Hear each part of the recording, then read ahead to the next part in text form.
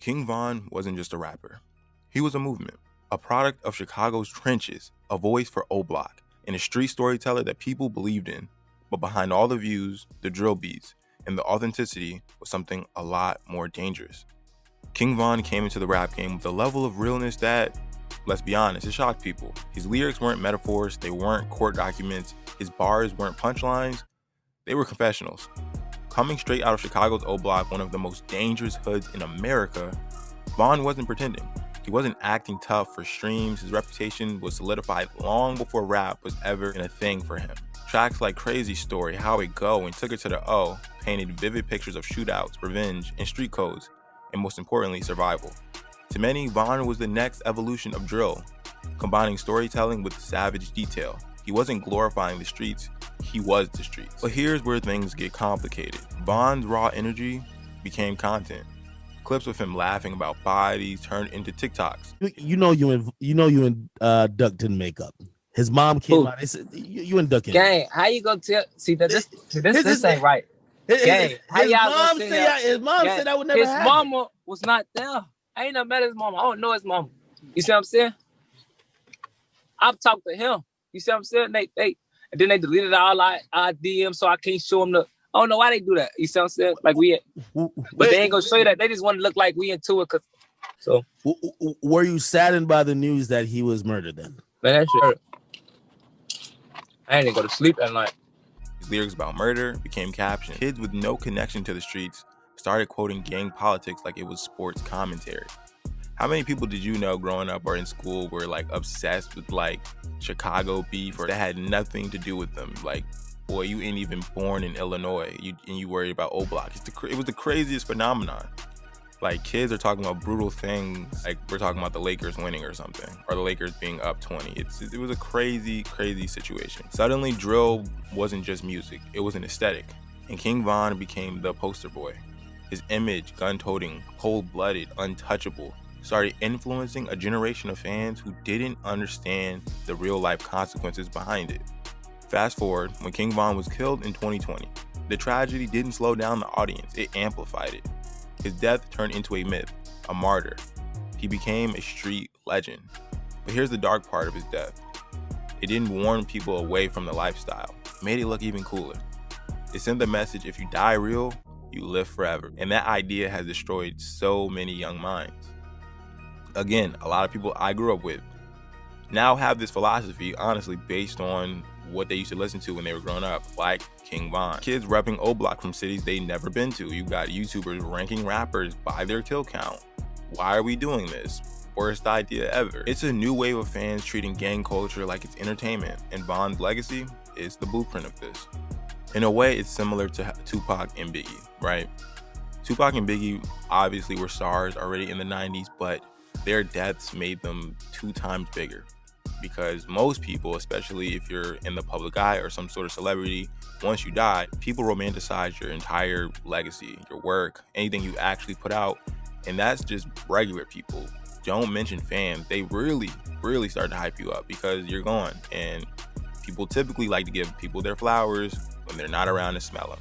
So King Von got super duper appreciated once he's gone. And honestly, I think it made the problem even worse. After Von blew up, everyone tried to be Von. Rappers from Atlanta to London started dropping tracks with the same cold-blooded drill delivery, but without the life experience behind it. They were fakers, trying to impersonate someone they, I guess, respected or just wanted to bite off of. Regardless, King Von started this, at least in this newer age, newer generation. Unfortunately, it became about looking dangerous, not surviving danger. Being heartless became a style, not a consequence. Because it's one thing if you're going through life and your certain situations, certain way you're brought up has made you a cold-hearted human individual. But you pretending to be that way and you're a little Johnny from the block, has never done any of these things and just pretending to be heartless for some reason, for an aesthetic, is actually very sad and extremely corny. I hope there's nobody watching this that is like that, because if you are, you're corny. I gotta tell you, brother, I'm sorry. What happens when an entire generation tries to mimic trauma they'd never lived?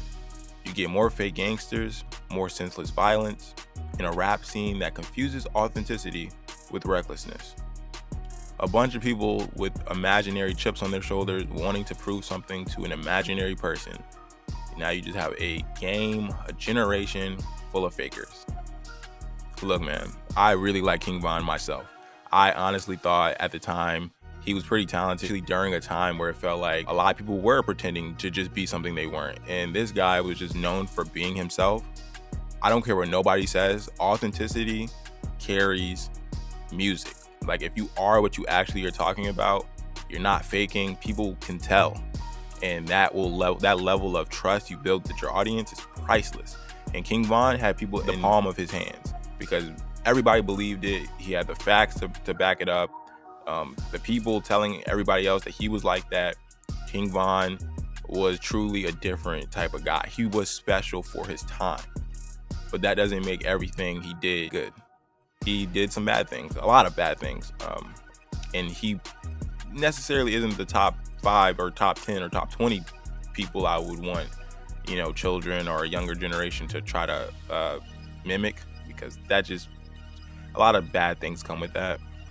But, if we're talking about him rapping, his flow was undeniable. His storytelling was unmatched. He gave a voice to people who never had one. But if we're being real, we also have to talk about the damage. Von's influence, especially after his death, helped push drill rap into a space where it became entertainment purposes. It became entertainment for people who never knew the pain behind the lyrics. And that's how we got here. A generation obsessed with realness that they can't handle. Inspired by a lifestyle they don't actually want to live. Who wants to be in a predicament that make you cold-hearted? Who wants to be in bad neighborhoods? Who wants this? If you say you do, you're lying to yourself. I don't care who you are. It's people who have no choice to be in these certain predicaments, and they make it out by telling their unique and original stories. Those are people that we should champion. Do I think King Von ruined a generation? Not necessarily. Not more than you can say 50 Cent ruined a generation or Tupac ruined a generation. Just people essentially telling their truths and people mimicking it because they think they're the cool person at the time. So it's honestly more of a question for yourselves. Do you think King Von ruined a generation? You let me know in the comment section. Appreciate you making it this far into the video. I go by Rager University, and I'll see you whenever I upload next. Peace.